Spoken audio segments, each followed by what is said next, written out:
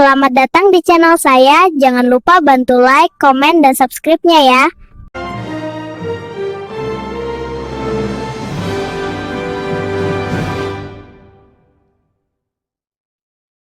Kemenangan tanpa darah. 10.000 pasukan mengepung Makkah. Kota yang dulu mengusirnya, kini berada dalam genggamannya. Semua menunggu balas dendam. Tapi apa yang terjadi justru mengguncang sejarah.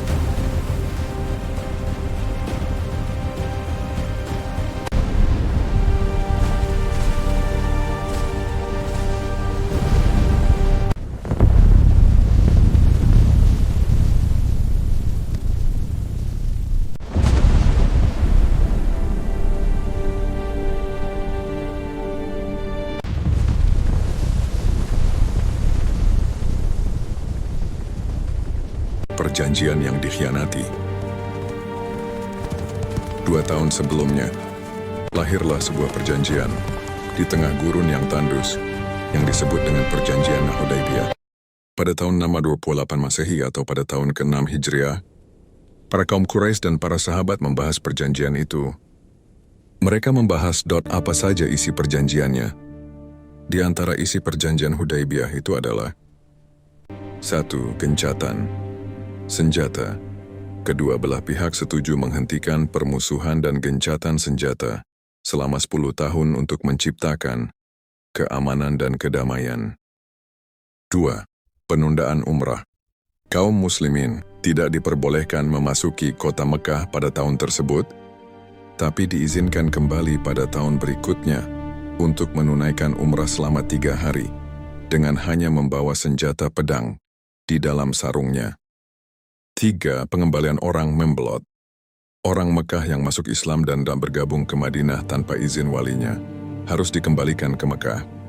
Tapi jika orang Madinah yang kembali ke Mekah, kafir Quraisy, maka tidak akan dikembalikan. 4. Kebebasan bersekutu. Suku-suku Arab lainnya diperkenankan untuk mengikat perjanjian damai dan bergabung baik dengan kaum muslimin maupun dengan kaum kafir Quraisy.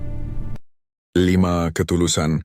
Perjanjian dilakukan atas dasar kejujuran dan ketulusan tanpa ada penipuan atau pengkhianatan.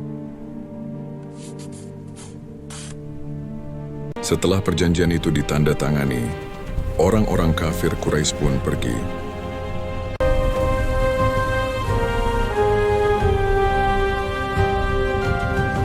Namun, tidak selang lama perjanjian itu, pengkhianatan pun terjadi. Sekutu kafir Quraisy menyerang Bani Khuza'ah.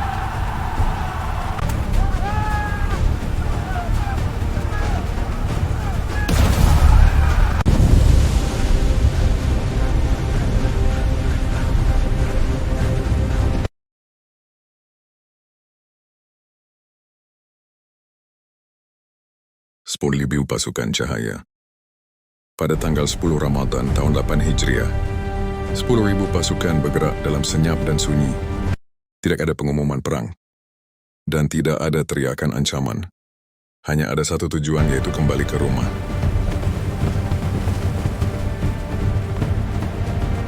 Nabi Muhammad terus bergerak seperti cahaya.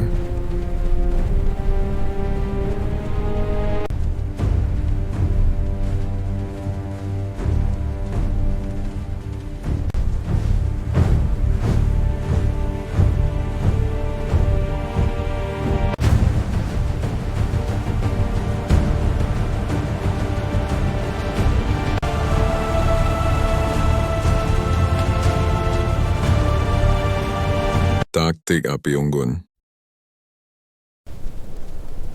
Malam itu tanggal 10 Ramadan tahun 8 Hijriah, kaum muslimin dengan 10.000 pasukan mau menyerang Mekah. Mereka mendapat instruksi setiap prajurit menyalakan api. Dari kejauhan, terlihat seperti pasukan tak terhitung jumlahnya.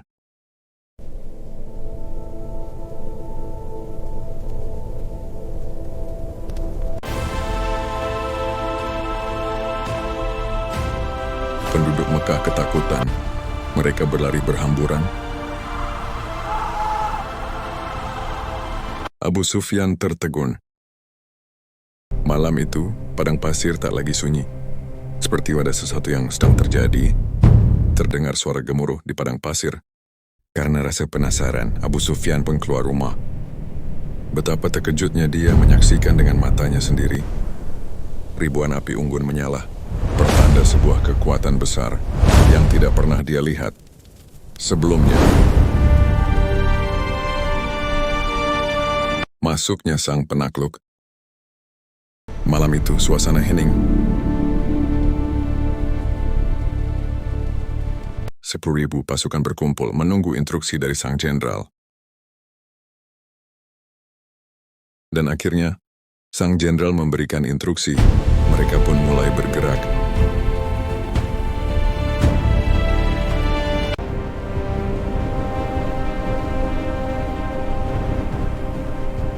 Fajar itu bukan sekadar terbitnya matahari, tetapi membawa perubahan yang akan mengguncang sejarah.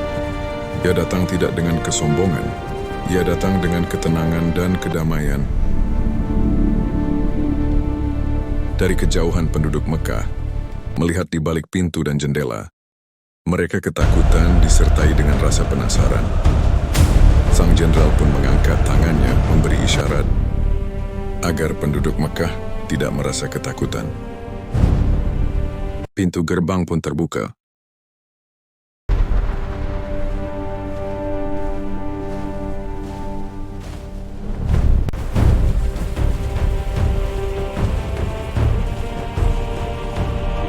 Sang jenderal pun turun dari untanya untuk menemui penduduk Mekah. Pada hari itu juga, sejarah berubah selamanya.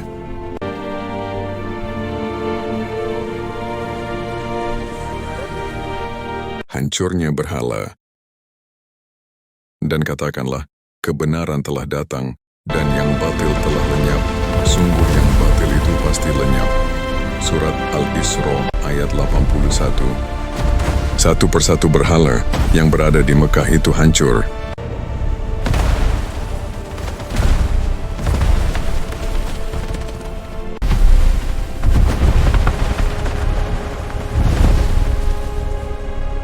Pengampunan yang menggetarkan.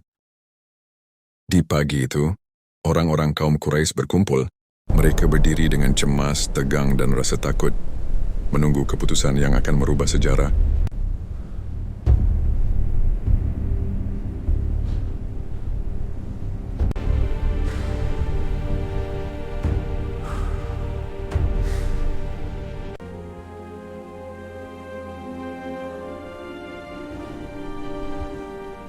Wahai orang-orang Quraisy, menurut kalian, apa yang akan aku lakukan? Hari ini tidak ada cercaan atas kalian. Pergilah kalian semua bebas.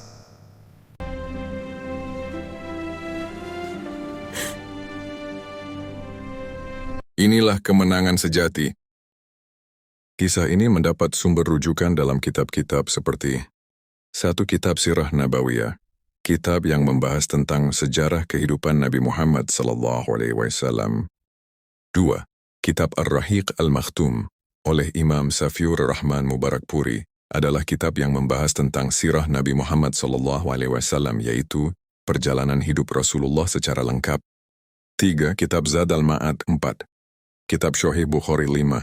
Kitab Sahih Muslim. Jangan lupa dukung channel saya agar terus berkembang. Jika video ini bermanfaat, luangkan 1 detik untuk like video ini. Tulis komentar Anda, subscribe, dan aktifkan loncengnya. Dukungan Anda sangat berarti bagi saya, agar saya bisa terus menghadirkan konten sejarah Islam yang menarik, autentik, dan penuh hikmah. Terima kasih atas dukungan Anda. Semoga Allah membalas kebaikan Anda. Amin ya robbal alamin.